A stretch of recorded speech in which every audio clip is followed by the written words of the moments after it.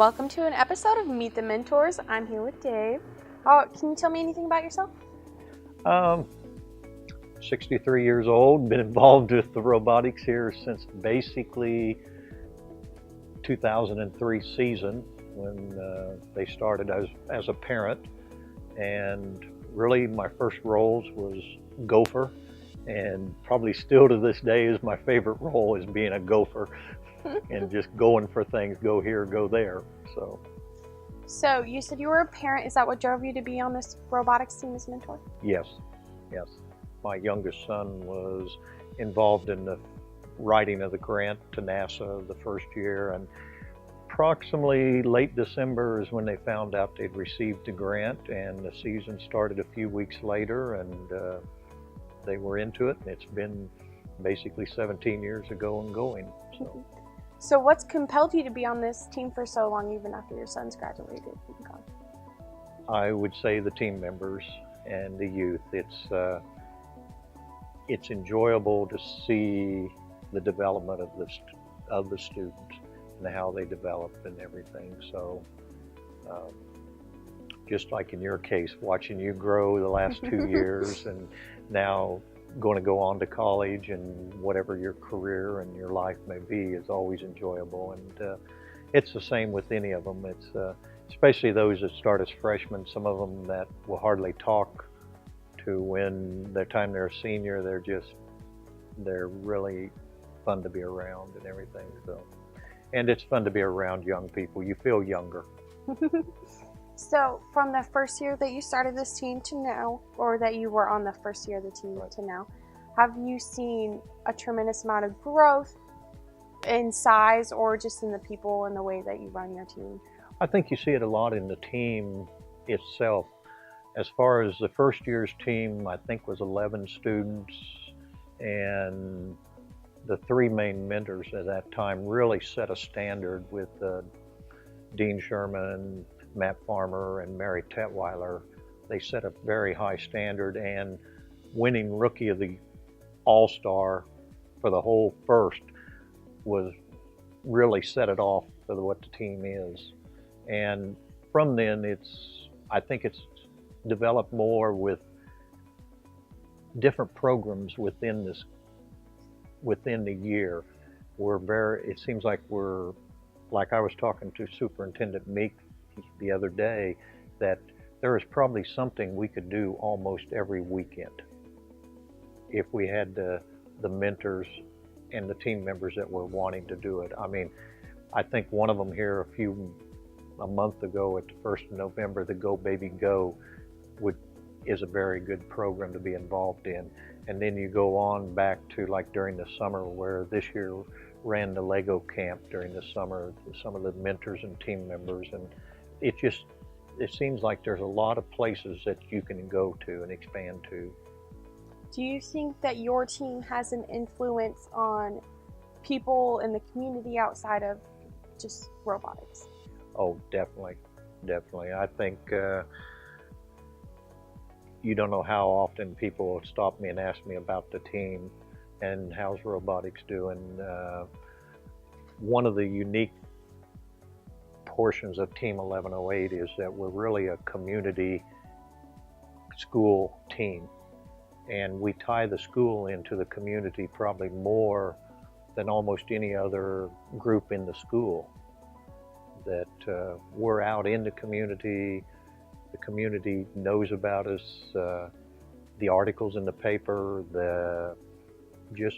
even the car washers, they see us out there, they see the t-shirts, they see 1108, and there's a lot of people in this community, especially the leaders, every year we do the legislative open house, and we invite the legislators, the county commissioners, the city council, the school board, and numerous of them come. And it really has a lot of exposure, along with bringing in our parents, grandparents, and friends. And being able to go to Topeka, we've been to Topeka to meet with the governor for the last 3 years in a row. And this year, being able to take some other teams, being able to take the team from Newton and Salina and Lawrence along with us Yes, we're known in the community. So even though 1108 is a smaller FRC team, do you think you guys have a lot more to offer, a lot to offer as a small team? I think as a small team, everybody has the opportunity, if they're willing to seize that opportunity, to be involved in the whole program. Where if you're in some of the bigger teams where you've got 30, 40, 50 kids, it's hard to be involved in every aspects of the team if you want to be. And again, not everybody wants to be. You want to be involved in areas they have interest in. If they want to be in the build, if they want to be in the design CAD, there's areas. If they want to be involved in the presentations, if they want to be involved in the scouting and competitions, there's a lot of areas that can be done. And just like in this with the media or writing articles for the newspaper, and if somebody had interest and wanted to really work and become a budget type of person and work financially, we would work with them to try to help them get some of that. We want to see them all grow. So do you think that there are different avenues in this team and on the robotics team that could lead into future careers and different options for them in the future? Oh, definitely. Definitely. I think you can see different people in the past have went on for careers. We presently have one of our alumni that's at Missouri State University as a professor in robotics, and he's got his doctorate there. We've got several that's went on for advanced degrees, and I think the program gives them an opportunity to look at a lot of different things, plus learning to work as a team with different people. Because that's hard when you go out into the real world. You want to do it your way. I heard the comment a while ago, building a robot, you can build it by yourself. But to build it with a team is a lot more challenging. And I think that helps our youth to learn to work together. And hopefully that's something that'll help them in the future in the community. I want to see us build the leaders of tomorrow. I don't want them to limit themselves to what they think they can do and everything. And I think that's where a lot of times we try to expose them to different things. I mean, those that had the opportunity to go get their picture taken with the governor and shake hands with the governor is something that a lot of the students in Paola High School do not get the opportunity to. The last year, go to competition in Milwaukee, a lot of them don't get the options to go. I agree with the past superintendent that the robotics program and the FFA programs are two that really allow our students to grow. So with the team and the robotics team, do you guys get to reach out to a lot of different types of people from a lot of different places and different connections? Definitely. I've met a lot of different people. I cannot always tell you their names, but they're mentors from other teams. When we were down in Huntsville, meeting with people that's from the southeast part of the country, and some of their mentors were it was really a good experience. Same way when we've been, I think we was in Arkansas for competition, and some of the Texas teams, I can remember talking to them about how they do things, because we want the team to be better all the time. I would hope every group that comes through, even if they only stayed a year, has a goal of hopefully the team is better than when they came on. And being able to go to these different places and see the different people is really a neat opportunity, because you find out people are really the same all over the country. And we've had a good opportunity to travel and see a lot of different places. I mean, going to Texas at different times, and that first year we went to Texas for the competition and down at Houston, and then turned right around 2 weeks later and go to Houston for the championships. And that's one thing I wish every one of the team members could experience, going to championship, because it's a real experience to go there and see it. So out of all the years that you've taken part on this team, what is one of your most memorable games and travel experiences that you've had? Gosh, I think every one of them that I've went on there's been something to gain from each one of them. I thought, with an older mind, sometimes the memory is better for the most recent one, and just going to Milwaukee was a real fun trip and everything. But the opportunity to see the kids interact with other teams, I think, is really what is special about it when we go somewhere. So, since your first year on the team, do you think that FIRST as an organization has grown and had more awareness than it did before? I think that it has grown a lot, and it's changed a lot from where it used to be.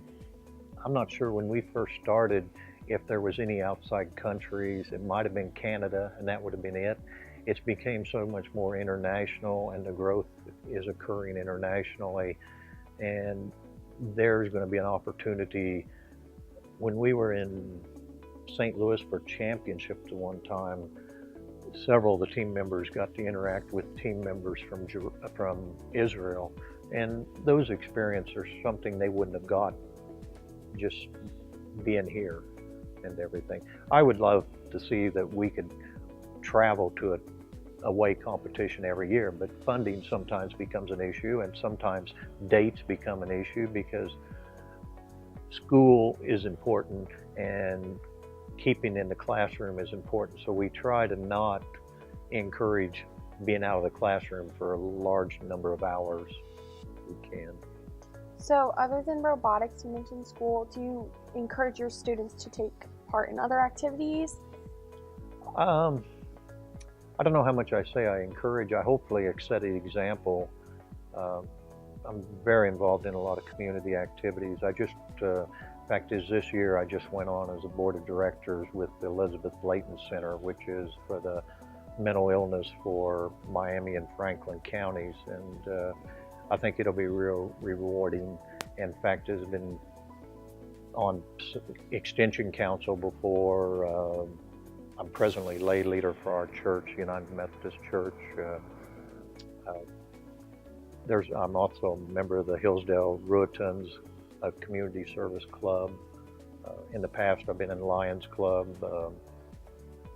I was on the lead on the school bond issue in one case for the new high school, or not the new high school, is after some of the new additions on it was. And so, yeah, I would hope by setting the example to be involved in the community, that would be something that the students or team members would pick up on. Because personally, what we do for community service is the rent we pay to live in this country and on this world. So if you could convince a student to be part of this team, what would you use as almost leverage, as something to push them to be part of it? I would want them to want to be on the team. At the same time, sometimes you need to get outside of your comfort zone, and I think that's what needs to be explained to sometimes. Being in robotics and building the robots is one thing, but there's so much more to the program that they can be involved in and what they can learn from. Yes, out of all our alumni, there's very few that are truly robot builders. But hopefully each one of them is giving back to their community and is providing for the next generation some way. And it could be working with kids within their school in some other way. But you would hope that it goes back to what they give back and pay it forward. So I know a couple of your mentors do elementary school, junior Lego League teams. Mm-hmm. A former alumni she's a teacher and she does stuff with her school. Mm-hmm. Do you think that benefits starting at a younger age than high school? Oh, definitely. I think just learning to work together and play together is a big, big thing. When we were in Houston and had the opportunity to play for play for the regional winners down there, we picked a team out of Cyber Wolves out of Kellen, Texas. And one of the big things was they had a sign that plays well with others. When we play well with others, and that's one thing that we always want to do. We want to play well with others. We don't have to be the one that you play the game our way. We want to play the game together. And I think that's something that needs to be stressed a lot of times. And one neat thing about that team from Kellen, at that time was part of I think the Persian Gulf War. I'd have to look up different things, but that's a big military town, and a lot of their parents were gone overseas in service, and a lot of them knew classmates that had lost a parent. And I know we got a letter from their school just saying how much they appreciated us selecting them to be with them, and how winning that competition was so good for the whole school and everything. So other than winning championships, is there anything else that teams should take away from this season with them, other than rewards and awards and banners? I would hope individually they would grow as individuals, each person, that they take away knowing that they can learn to work with somebody that they may not always agree with. Because when they go out into the real world and have a job, they're going to have to learn to work for a manager, and they may not agree with what the manager is doing. Or they may have to work with a coworker that they can't stand, but they're going to have to learn to be able to do it and walk that line. And which I think that's something that I hope everyone would learn. It's maybe learning to tolerate other views. You know, it's kind of hard sometimes. It's a lot easier to do it my way than the other ways. Well, thank you, and thank you for building such an amazing team. Well, the team members have built a team. We just hope to guide them and keep them on the road. So. This was an episode of Meet the Mentors. Please follow us on any social media.